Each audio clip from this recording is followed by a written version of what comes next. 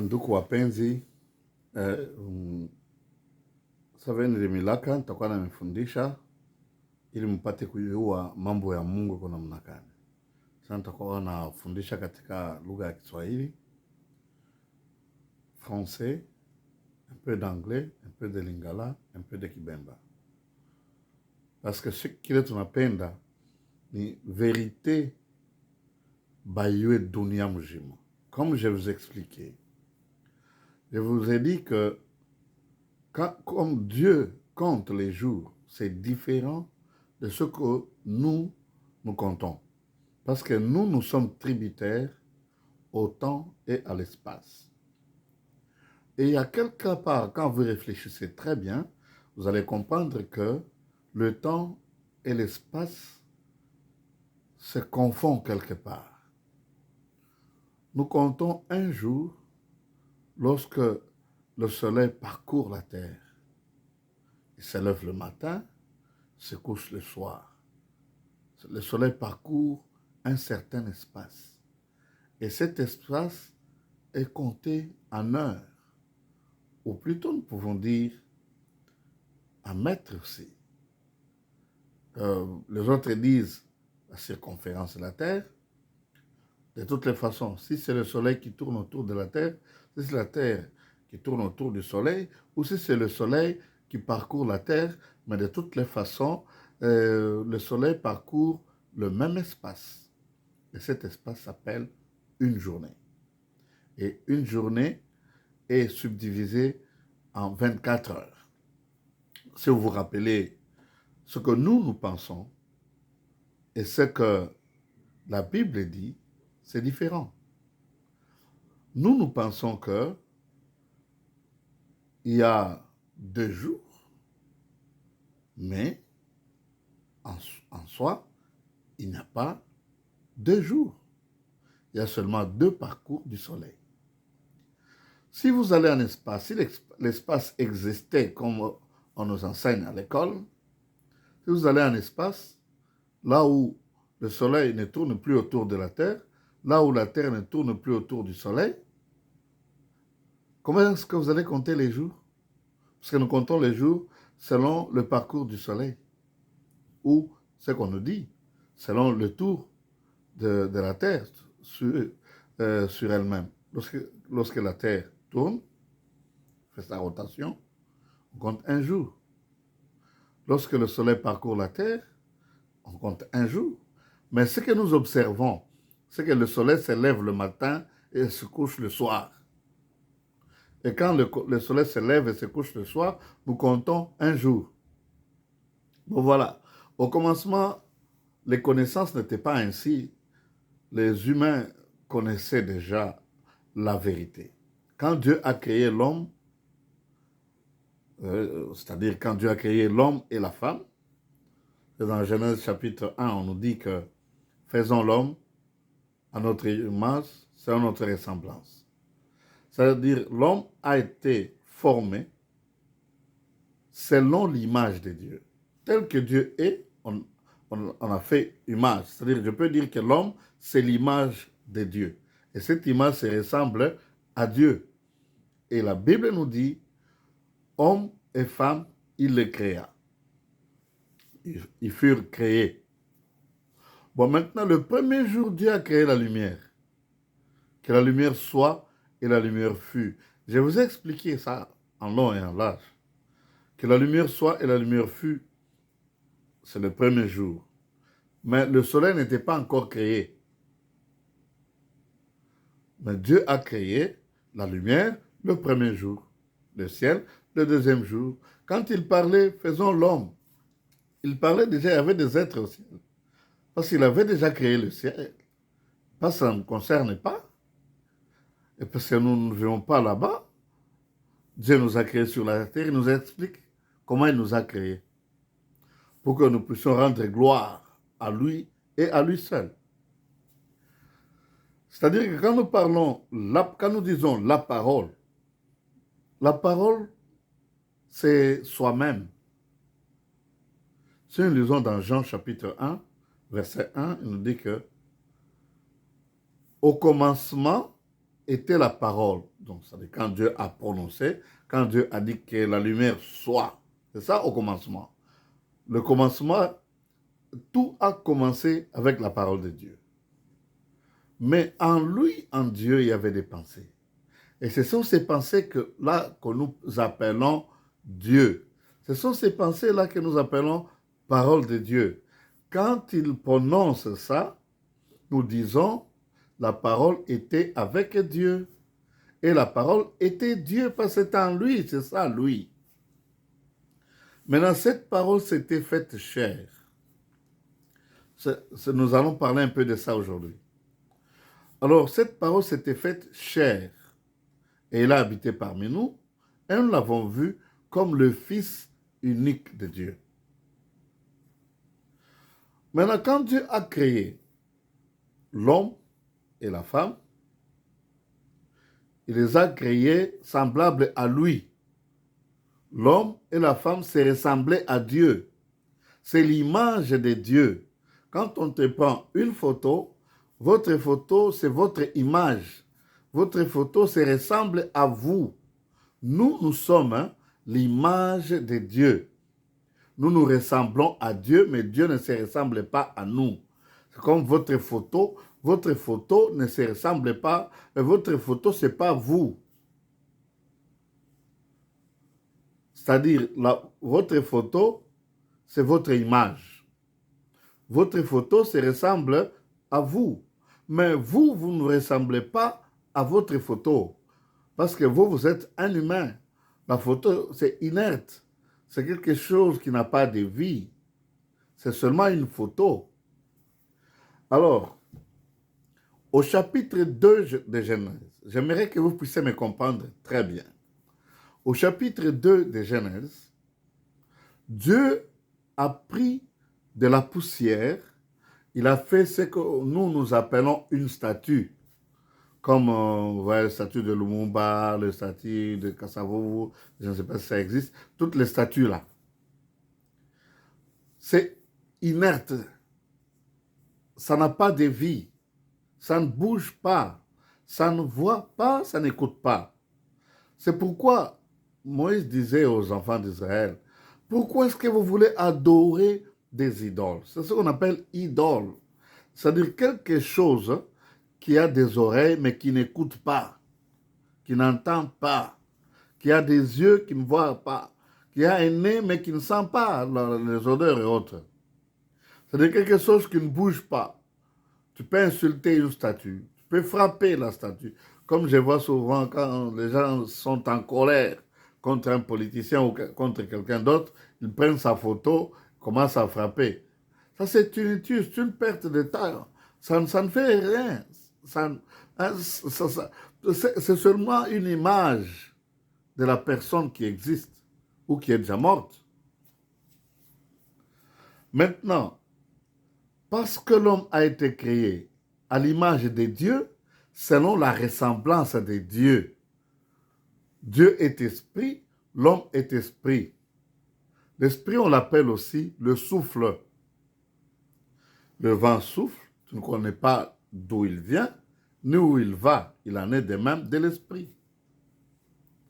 C'est-à-dire, on dit ça, esprit. Il y a une différence entre l'esprit et l'âme. Vous allez comprendre ça aujourd'hui. Maintenant, dans nos langues, nous confondons les choses. Quand vous dites par exemple Mujimu, Mujimu ça signifie esprit. Mujimu ça signifie Mukishi. Mujimu ça signifie Pepo.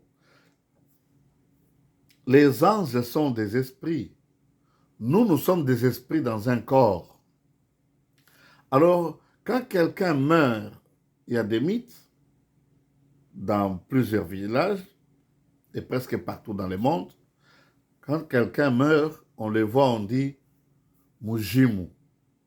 Ce Mujimu-là, ça signifie esprit.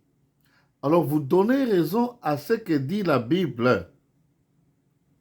C'est le souffle. Le souffle signifie l'esprit que Dieu a soufflé dans les narines de la statue qui est devenue une âme vivante.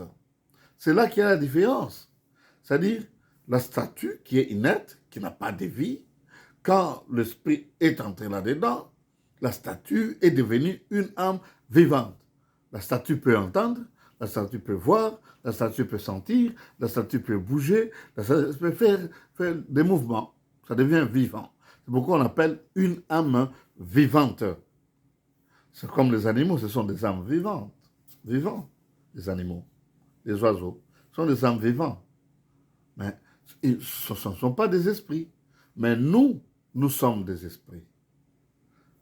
Quand on dit ange, c'est un esprit. Quand on dit un démon, c'est un esprit. On peut dire ange bon et ange mauvais. Les mauvais anges et les bons anges. On peut aussi dire les mauvais esprits et les bons esprits. On peut dire les démons et les anges. C'est-à-dire il n'y a que les deux choses. Parce que maintenant, dans le jardin d'Éden, quand le corps est devenu une âme vivante, c'est parce qu'il est semblable à Dieu, tel que Dieu est, tel que l'homme était. Quand on l'a fait dormir, on a sorti maintenant la femme. C'est-à-dire, quand Dieu a créé, il avait créé l'homme et la femme. Quand il a soufflé dans les narines, la statue est devenue une âme vivante, mais homme et femme. C'est pourquoi Jésus-Christ dit, dans les Épîtres, quand le corps va revêtir l'incorruptibilité, c'est-à-dire, en swahili, on dit kuoza, l'incorruptibilité. C'est-à-dire, le corps est corruptible. Le corps peut pourrir. Le corps va devenir poussière. Mais non, pas l'esprit. L'esprit retourne à son créateur, mais la chair retourne à la poussière. Vous allez aussi comprendre une autre chose. Ils étaient au jardin d'Éden. Quand Dieu les a chassés, il a dit, tu retourneras, va sur la terre d'où je t'ai tiré. C'est ainsi que nous sommes sur la terre. Mais le jardin d'Éden était un jardin spirituel. Et c'est symbolique, tout ce qu'on dit, les fruits, les arbres, les animaux. Ce sont des êtres spirituels. Quand on parle de serpent, c'est le diable. On dit le serpent, le dragon, le diable. C'est ça. C'est un esprit. Lui-même, il n'est pas noir, il n'est pas dans le noir. D'ailleurs, c'est lui qu'on appelle ange de lumière, Lucifer. Dieu ne se répand pas de ses dons. Dieu t'a donné un don spirituel, il ne peut jamais se repentir, il ne peut jamais le retirer. Mais c'est toi-même qui peux perdre ta vie avec ton don. Parce que Dieu ne t'a pas donné un don pour te glorifier ou pour que tu puisses commencer à se balancer au-dessus des autres peuples. Dieu t'a donné un don pour son œuvre. C'est-à-dire l'œuvre que tu fais avec le don que tu as, c'est l'œuvre de Dieu. Mais toi, tu n'es pas de Dieu. C'est comme un pneu d'une automobile ne peut pas se glorifier parce que c'est lui qui te transporte vers là où tu vas. Non. Lui, il fait le travail qu'on lui a assigné. Toi, tu vas commencer à tourner, c'est tout.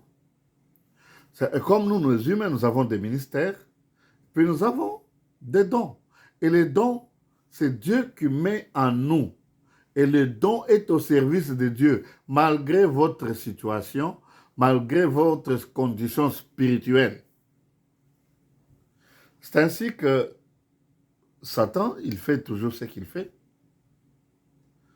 Maintenant, qu'est-ce qu'il y a eu? Lui, il disait, c'est écrit dans Ésaïe 14, « J'irai au-dessus des étoiles de Dieu, j'établirai mon trône et je serai semblable au Très-Haut. » C'est-à-dire, lui, il avait l'envie. C'est ce que Dieu n'aime pas dans un homme. Il avait l'envie, il voulait être comme Dieu. Il voulait régner comme Dieu. Il voulait être au-dessus de tous les êtres, au-dessus des étoiles de Dieu, les anges. C'est là où il voulait être. Être au-dessus, être comme Dieu. Et parce qu'il a voulu être comme Dieu, alors Dieu a retiré seulement sa gloire. Quand Dieu a retiré sa gloire, il est descendu sur la terre. Et la Bible dit, malheur à la terre, parce que lui, cet homme-là, est descendu là-bas. On l'a précipité là-bas. Maintenant, quand il a parlé à Ève, c'est au terme de la gloire. Il a suscité l'envie en elle. Est-ce que Dieu vous a interdit de manger de tous les arbres, les fruits des arbres du jardin? Parce que ce n'était pas vrai ce qu'il a dit. Il a dit non. Dieu nous a interdit seulement l'arbre de la connaissance du bien et du mal. Il dit non, vous ne mourrez point. Vous serez comme Dieu par la connaissance du bien et du mal. Lui, Satan, parlait de la mort de la chair, mais Dieu parlait de la mort tout court. Alors, il a eu envie. Je serai comme Dieu pour la connaissance du bien et du mal. Elle a pris le fruit et l'a mangé. Il a donné aussi à son mari. Ce n'est pas le fait de manger le fruit que Dieu a condamné. C'est le fait d'accepter que ce que Satan a dit est vrai et ce que Dieu avait dit était mauvais. Dieu ne veut pas que les humains soient comme lui. Et pourtant, c'est faux. C'est pourquoi Dieu a retiré sa gloire dans Adam et Ève. Ils sont devenus les êtres de chair.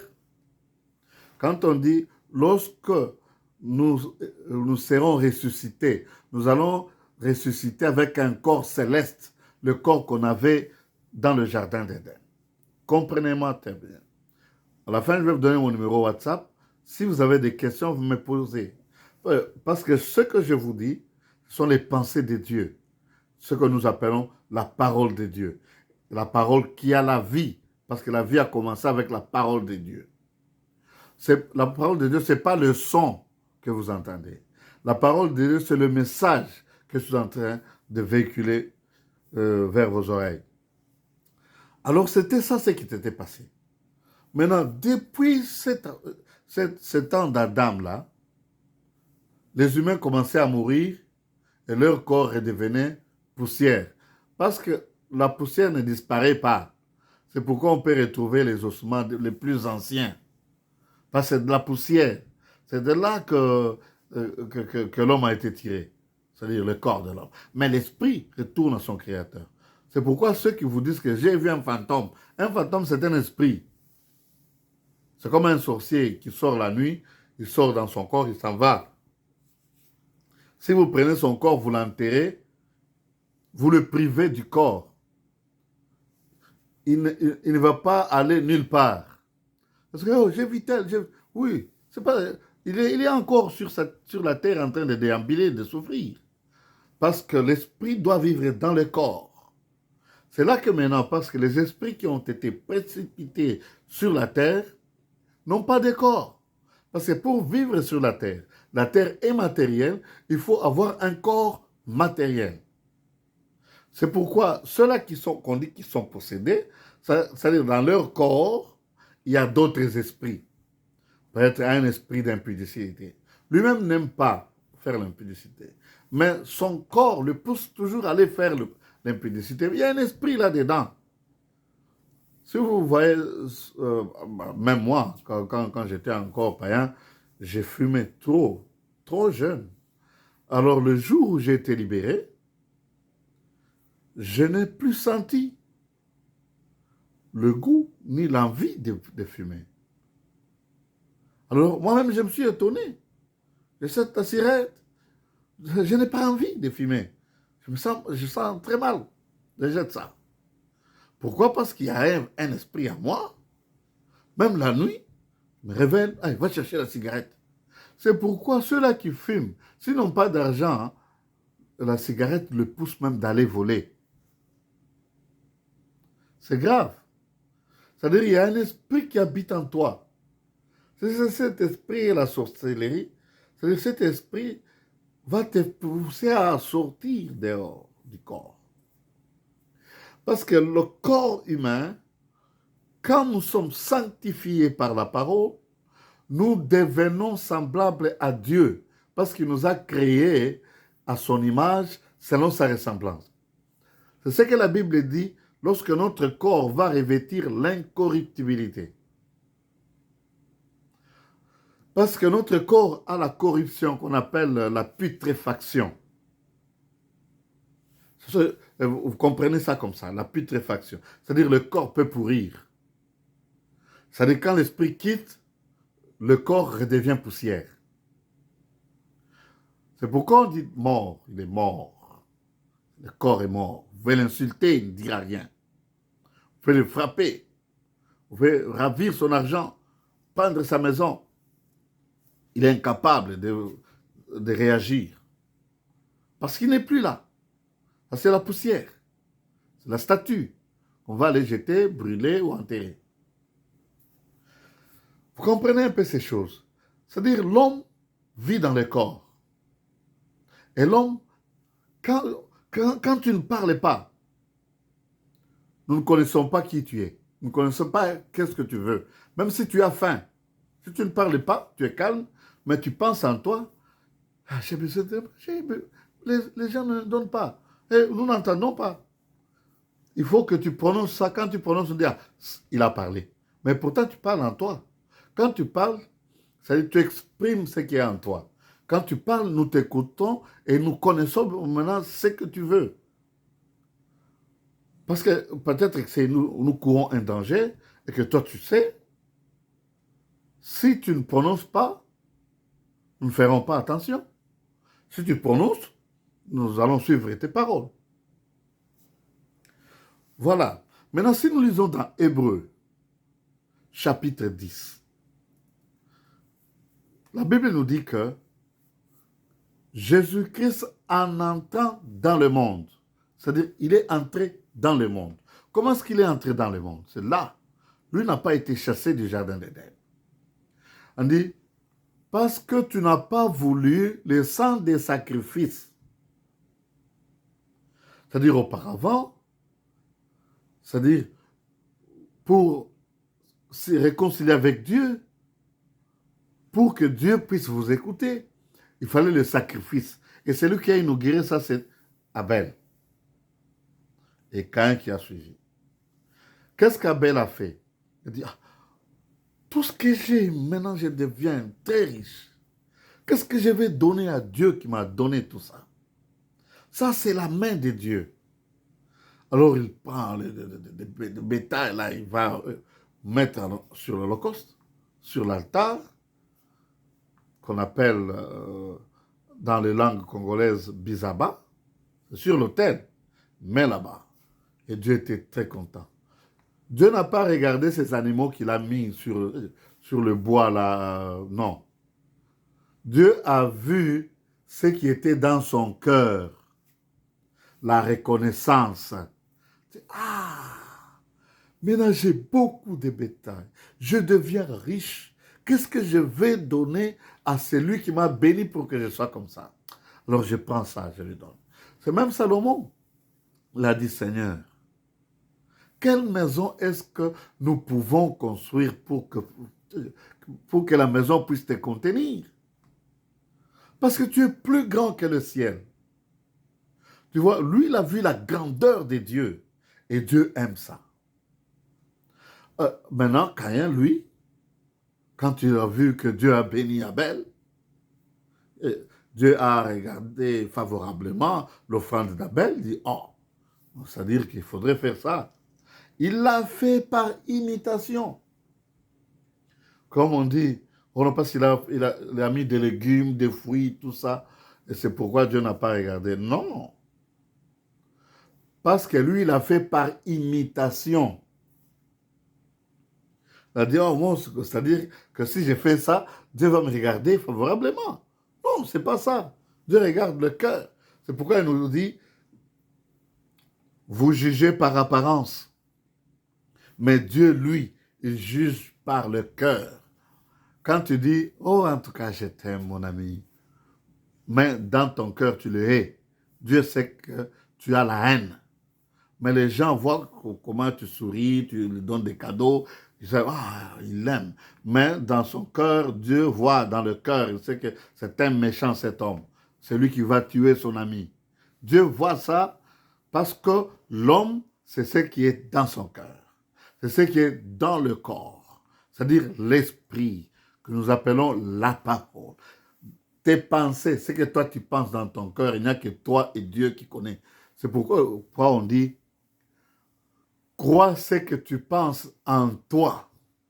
Accepte ce que tu dis que c'est vrai, parce qu'en toi, tu sais que tu signifies ce que tu dis. Les mots, c'est difficile. Je m'étonne quand les gens parlent, quand ils se moquent des gens quand ils parlent mal une langue. Quand je dis par exemple un maman, tout le monde va se moquer de moi. Mais à moi, je ne signifie pas ce que je dis. À moi, je signifie une maman.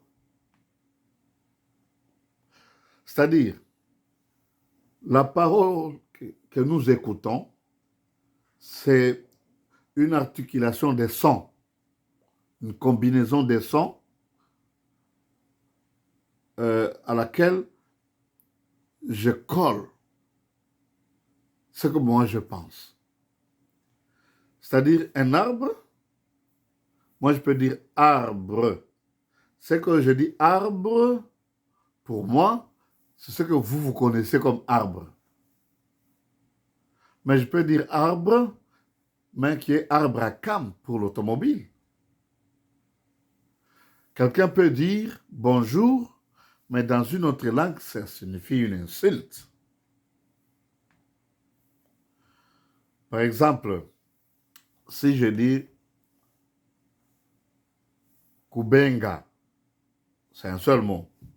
En Swahili de Lubumbashi, Kubenga signifie se moquer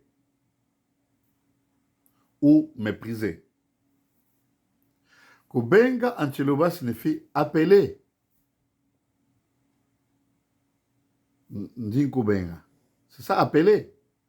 Mais en Lingala, ça signifie aussi appeler. Mais c'est le même son. Maintenant, ce son-là, le son que je prononce, j'y mets une signification. Et cette signification, vous pouvez la comprendre ou pas. Parce que la signification qui est dans le son, il n'y a que moi qui le connais. Maintenant, c'est par convention que nous entendons que quand je dis homme, ça signifie muntu. Alors nous comprenons que quand je dis homme, ça signifie muntu. C'est pourquoi la tour de Babel, les gens se sont battus et se sont divisés. Parce que celui-ci dit, viens ici, donne-moi ça. Lui, il comprend qu'on lui dit, tu es fou, je vais te taper. Alors c'est comme ça qu'ils se sont divisés. Quand celui-ci dit, je comprends ce qu'il dit, on s'entend, on forme une autre langue, une autre tribu, une autre nation. C'est-à-dire, il faudrait qu'il y ait une ligne de démarcation entre l'homme et son corps. Ne confondez pas l'âme et l'esprit. L'esprit, c'est ça l'homme. Maintenant, l'âme, c'est quand l'esprit est dans le corps. Le corps devient une âme vivante. Le corps peut entendre, peut voir, peut entrer en contact avec les autres matériels. Maintenant, si votre corps revêt l'incorruptibilité, alors à ce moment, vous serez capable, comme Philippe, après avoir baptisé l'eunuque éthiopien, il a disparu, il est apparu à Jérusalem. Rien n'est impossible à Dieu, parce que nous sommes tributaires au temps et à l'espace. Je donne un exemple. Quand nous courons, je dirais que je suis plus rapide parce qu'il y a quelqu'un qui reste. C'est toujours par rapport à quelque chose. C'est-à-dire, quand nous courons, que moi je dis, je cours plus vite, et que lui, il court comme moi, il n'y a personne qui est plus rapide. C'est-à-dire, c'est toujours par rapport. Par rapport à. Par rapport à. Maintenant, Dieu a formé un corps en entrant sur la terre, en entrant dans le monde. Dieu a formé le corps du Christ pour que le Christ puisse venir faire la volonté de Dieu. Ah, maintenant vous comprenez. C'est-à-dire, beaucoup de gens ne connaissaient pas ça et d'autres, ils l'ignorent encore aujourd'hui. Au village, les gens savent cette parole bien, mais ils ne comprennent pas ça. On a fait un corps pour le Christ et Marie a mis au monde le Christ. Mais ce n'est pas l'enfant de Marie. Pourquoi? Parce que son corps a été formé au ciel. Et on a fait l'implantation quand l'ange a salué Marie. On a fait l'implantation.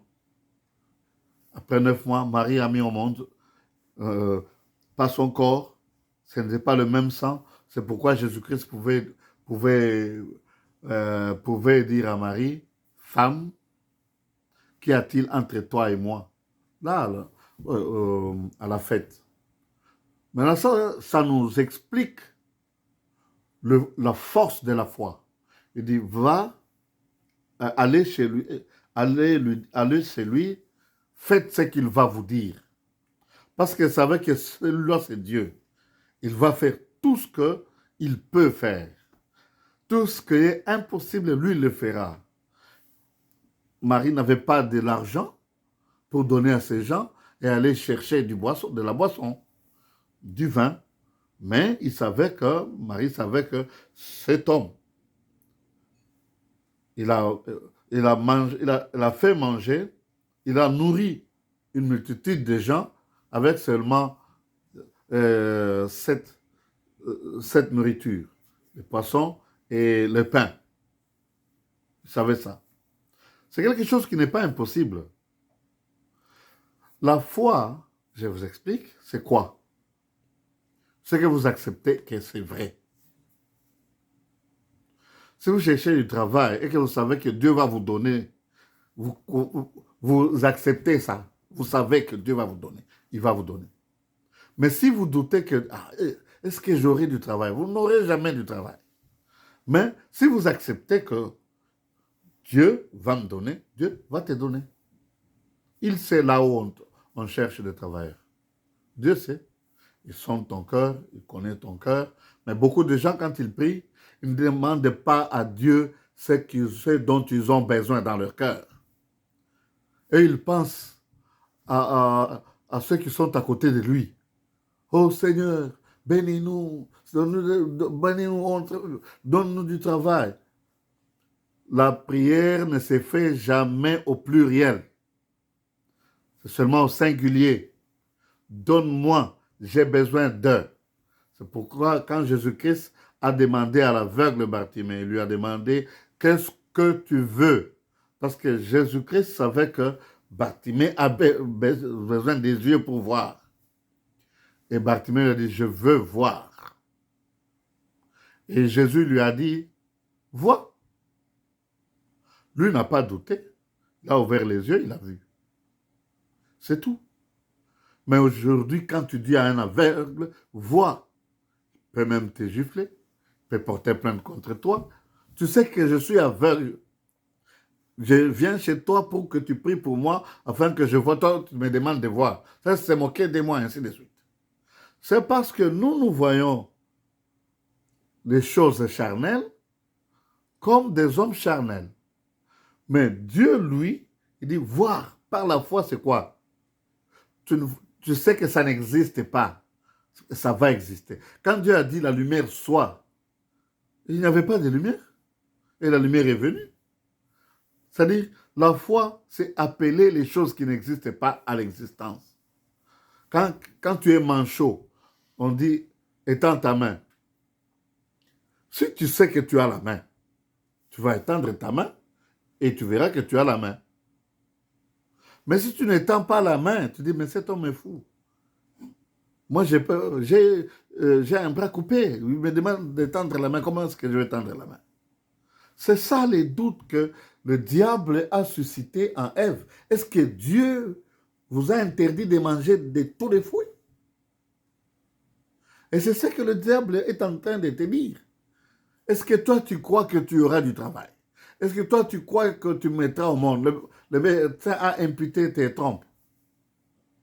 Oh. Vous voyez, il y a l'esprit qui est semblable à Dieu et il y a le corps qui est semblable à la terre. Comprenez bien, le serpent ne mange jamais de la poussière. Si quelqu'un connaît une sorte de serpent qui mange de la poussière, ça sera une découverte pour moi. Moi, je sais que le serpent mange des animaux, des insectes, etc. Mais écoutez ce que Dieu a dit à Adam. Tu es poussière, tu retourneras à la poussière. Et il a dit au serpent, tu mangeras tous les jours de ta vie de la poussière. Et tu marcheras par ton ventre. C'est quelque chose qu'il faut comprendre. Cela ne veut pas dire qu'un serpent était comme un homme avec des jambes, maintenant il commence à marcher comme vous pensez là. Non. Marcher par son ventre, c'est quoi? C'est quelqu'un qui est par terre. C'est quelqu'un qui ne peut pas se relever. C'est-à-dire devant quelqu'un qui connaît Dieu, le serpent est toujours par terre. Il ne peut pas se relever. C'est pourquoi Dieu nous dit que vous marcherez sur le serpent et sur le scorpion et sur toute la puissance de l'ennemi. Parce qu'ils sont par terre. Vous êtes debout. Parce que l'Esprit de Dieu est en vous. Vous savez quand est-ce que l'Esprit entre en vous? Au moment où vous allez comprendre que vous êtes pécheur et vous cherchez maintenant quelqu'un qui peut vous aider de vous débarrasser du péché. Comprenez ce que les Écritures disent. Quand le Saint-Esprit vient, il vient vous convaincre de la justice de Dieu et du péché. Personne ne peut pas être convaincu du péché s'il n'a pas le Saint-Esprit. Parce qu'en lui, il y a deux esprits. L'esprit humain et un autre esprit, je ne sais pas si c'est la sorcellerie, je ne sais pas si c'est la magie, je ne sais pas si c'est la haine, je ne sais pas si c'est n'importe quel esprit qui est en lui. Vous voyez un fou. Un fou, c'est parce qu'il a peut-être plusieurs esprits. Le fou là qui était dans les montagnes, dans les cimetières en criant. Quand il a vu Jésus, il s'est mis à genoux. Il a dit, Seigneur, cessez de nous tourmenter. Il a dit, qui es-tu? Il a dit, nous sommes une légion. Permettez-nous d'aller entrer dans les pourceaux. Et il l'a chassé. L'homme est devenu bien. Pourquoi? Parce qu'il y avait plusieurs esprits. Il est devenu maintenant fou. Il ne savait pas ce qu'il peut faire. Cet esprit crie, commence à crier. Ferme les yeux, ouvre les yeux. Et courir. Fais-toi du mal. Il s'est fait du mal. C'est pourquoi la Bible nous dit que nous ne combattons pas contre la chair et le sang, mais contre les esprits méchants, contre les dominations, contre les autorités. Il y a des esprits qui sont autoritaires dans votre vie, dans votre nation, dans votre ville. Ils sont autoritaires. Vous ne pouvez pas faire autre chose que ce qu'eux disent. Il y a des esprits qui vous dominent. Vous ne pouvez pas vous débarrasser de l'ivrognerie. Quand vous avez de l'argent, vous allez boire. Vous voyez des gens en train de boire de boissons alcooliques, vous demandez. C'est pourquoi les gens s'enivrent et même ils prennent n'importe quelle sorte de chanvre, de drogue. Parce qu'il y a un esprit qui le pousse à faire ça. Quand quelqu'un est en train de mutiler une autre personne, ce n'est pas un humain. Il y a des esprits en lui qui le demandent de faire ça. Faites attention. Nous savons qu'il est vivant. Son corps à lui, ce n'est pas un corps terrestre. Quand vous allez au village, une femme enceinte, on lui interdit de faire d'autres choses. Tu manges quelque chose et tu jettes le reste. On dit, faites attention. Parce que quelqu'un peut ramasser ça et puis il fait disparaître l'enfant qui est dans ton ventre. Il donne à une autre personne. Ce qu'on appelle science occulte. Quelque chose de caché. On enlève l'enfant de ton ventre, on met dans un ventre de quelqu'un d'autre. Et cette femme-là met au monde. Mais toi, non. Tu commences à pleurer, j'étais enceinte, ainsi de suite. C'est pourquoi on appelle science occulte. Ça se fait d'une façon cachée. Ce n'est pas la nuit. Ça peut se faire la nuit ou le jour. Peu importe. Mais vous ne voyez pas. Qu'est-ce qui se passe? Vous ne voyez pas.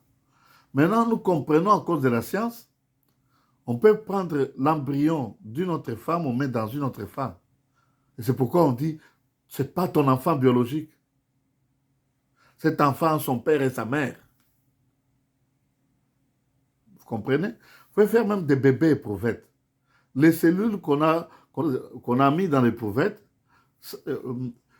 proviennent d'un homme et d'une femme. Mais vous allez sentir des douleurs, tout ça, faites 9 fois avec cet enfant et vous mettre au monde. Mais ce n'est pas ton enfant. Et on dira, ce n'est pas ton enfant biologique. C'est ici que je veux vous dire que Jésus-Christ, celui qu'on appelle Jésus-Christ, ce n'est pas l'enfant biologique de Marie. Son corps a été formé au ciel et injecté dans Marie et Marie a mis au monde. Marie, c'est un humain, c'est une femme de chair et de sang. Elle a un papa, elle a une maman, même Joseph, mais sauf Jésus. Vous comprenez maintenant? Tout est possible à celui qui croit, à celui qui accepte que ce que Dieu a dit est vrai. On est dans le noir.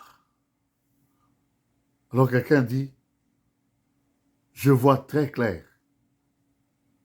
Nous sommes dans la lumière. Et si vous acceptez, vous n'allez pas voir les ténèbres. Dieu a fait tomber les ténèbres en Égypte à tel point que vous pouvez même toucher les ténèbres. C'est impossible, n'est-ce pas? Il y a quelqu'un qui était parti prêcher au village. Maintenant, les méchants ont pris là où des machettes, les bâtons pour le tuer. Il a pris son vélo, il a commencé à courir. Courir. Baba, oui, arrêtez-les. Maintenant, il n'a plus entendu les bruits. Je suis mort ou quoi? Il a arrêté son vélo. Il regarde derrière. Il vient de traverser une grande rivière. Ceux-là qui le poursuivaient, il les regarde de l'autre côté de la rivière en train de chanter pour Dieu. C'est-à-dire, il est passé sur l'eau sans qu'il sache que c'était sur l'eau. Pour lui, il marchait toujours sur la terre et c'était comme ça. Quand Dieu dit, si vous croyez en moi, vous ferez les œuvres que je suis en train de faire et vous en ferez de plus grandes. Dieu n'a pas voulu que nous puissions avoir un autre nom comme du temps des Nimrod. Dieu a dit à Adam et Ève, soyez féconds, multipliez-vous et remplissez la terre. C'est ça le commandement de Dieu. Il faut mettre au monde des enfants. Même si Dieu vous en donnait 2, 10, 30, prenez. C'est un don que Dieu vous a donné pour remplir la terre. La terre est encore vide. Il ne faut pas penser à la place de Dieu. Lui, il a dit, mettez au monde, remplissez la terre. Maintenant, Nimrod, aux gens de son époque, il a dit, non, faisons une tour qui va jusqu'au ciel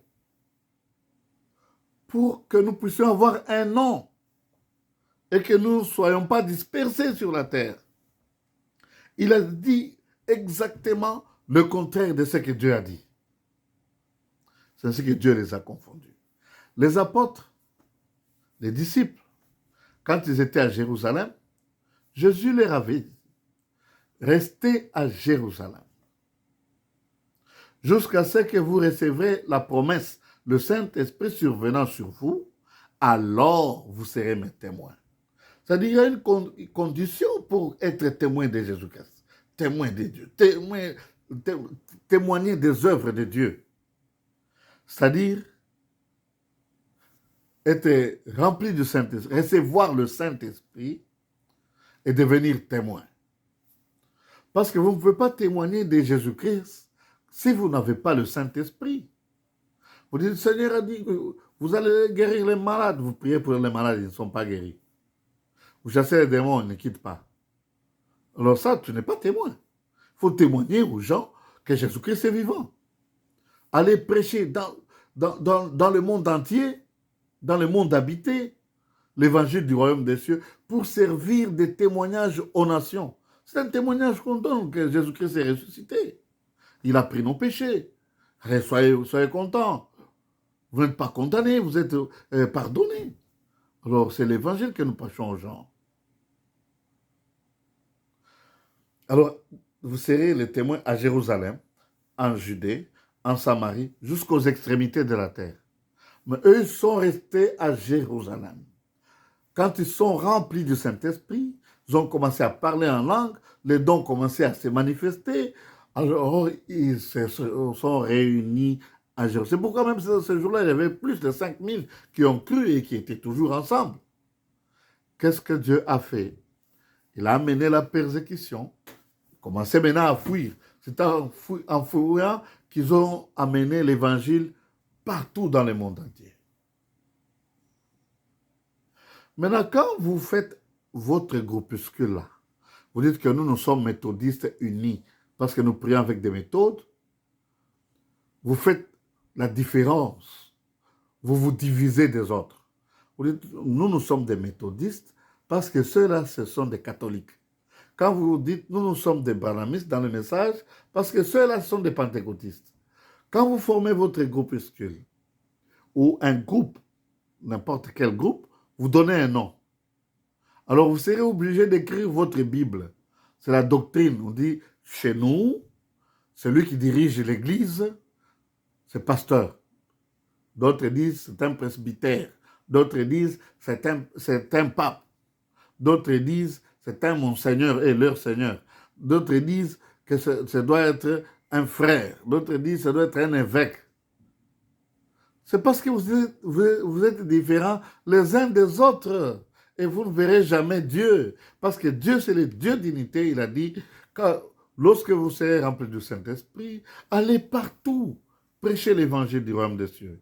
Qui peut me dire le nom de l'église là où Jésus-Christ allait prier? Qui peut me dire le nom de l'église que Paul a créée? Qui peut me dire le nom de l'église que Pierre a fait? Vous voyez? Vous voyez? Nous ne sommes pas seulement la poussière, mais nous sommes une âme vivante parce que nous sommes esprit en nous, nous sommes semblables à Dieu. Dieu aime tout le monde, même ses ennemis. Que Dieu vous bénisse. Merci et à la prochaine.